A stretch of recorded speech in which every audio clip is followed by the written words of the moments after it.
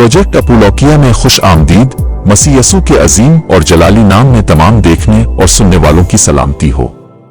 आज का सवाल, क्या वाकई बाइबल ने तख्लीक को बयान करने में गलती की है? पैदाइश की किताब के पहले बाब की पहली आयत में हम पढ़ते हैं, खुदा ने अब्तदा में जमीन व आसमान को पैदा किया। और फिर तीसरी आयत में लिखा है, और खुदा ने कहा कि रोशनी हो जा, और रोशनी हो गई। लेकिन आज की जदीद साइंस और बिग बैंग थ्योरी हमें बताती है कि कायनात की शुरुआत रोशनी यानी कॉस्मिक रेडिएशन से ही हुई, जिसके अरबों साल बाद जमीन वजूद में आई। तो क्या बाइबल और साइंस एक दूसरे के खिलाफ है, या दोनों एक ही वाकया के अलग अलग रुख पेश करते हैं? आइए आज की वीडियो में हम इस एतराज का हकीकत पर मबनी जवाब तलाश करेंगे। वीडियो के आखिर तक हमारे साथ रहिएगा ताकि आप मुकम्मल वजाहत हासिल कर सकें। एतराज ये किया जाता है कि पैदाइश की किताब के पहले बाब की पहली आयत में हम पढ़ते हैं कि खुदा ने अब्तदा में जमीन व आसमान को पैदा किया।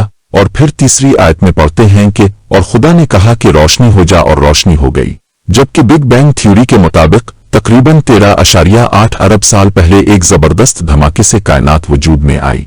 सबसे पहले कॉस्मिक माइक्रोवेव बैकग्राउंड रेडिएशन यानी रोशनी की एक मखसूस किस्म 3,80,000 साल तक फैलती रही, जिसके अरबों साल बाद जमीन बनी। तो क्या ये बाइबल की गलती है? नहीं, हरगज नहीं। हकीकत यह है कि बाइबल खुदा का कलाम है और उसमें कोई गलती नहीं।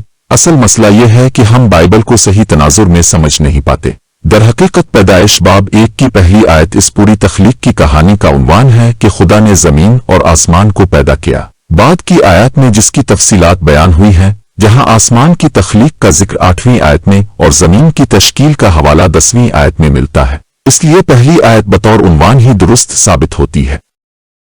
इसके बाद पैदाइश की किताब के पहले बाब की दूसरी आयत में लिखा गया है, और जमीन वीरान और सुनसान थी, और गहराऊ के ऊपर अंधेरा था, और खुदा की रूपानी की सतह पर जुम्बिश करती थी। इस आयत को ज्यादातर लोग हमारी आज की जमीन के बारे में समझते हैं, जबकि अगर हम इस आयत का असल मतन पढ़ते हैं तो हमें पता चलता है कि जमीन अपनी इस हालत में नहीं थी। आइए असल मतन की तरफ चलते हैं। והארץ הייתה תוהו ובוהו וחושך על פני תהום ורוח אלוהים מרחפת על פני המים। असल मतन में वीरान और सुनसान के लिए इस्तेमाल होने वाले लफ्ज तोहू वबोहू का मतलब गैर मुमताज यानी बेसूरत और बेसाख्त होना होता है। ये आयत बिग बैंग के वकू होने से पहले की हालत बताती है। Big bang theory big bang के वकू होने से पहले के बारे में क्लियर नहीं है, लेकिन बाइबल हमें बताती है कि पहली रोशनी यानी बिग बैंग से पहले जमीन थी जिस पर गहराऊ थे और अंधेरा था और पानी था। लेकिन इसके अलावा बाइबल एक और बात बताती है कि जमीन आइसोटोपिक और गैर मुमताज यानी बेसूरत और खाली थी, जिससे मुराद ये है कि जमीन, गहराऊ, अंधेरा और पानी ये सब आइसोटोपिक और गैर मुमताज थे, यानी एक दूसरे से मुमताज नहीं थे। अगर साइंस की जबान इस्तेमाल की जाए तो सिंगुलरिटी की शक्ल में मौजूद थे। अब हम इस आयत को साइंस की नजर से पढ़ेंगे। साख्ती मैदान जिसे जमीन कहा गया है आइसोटोपिक और गैर मुमताज यानी बेसूरत और खाली था, जिसमें खुद साख्ता तौर पर किसी तरह की क्वांटम फ्लक्चुएशंस नहीं थी।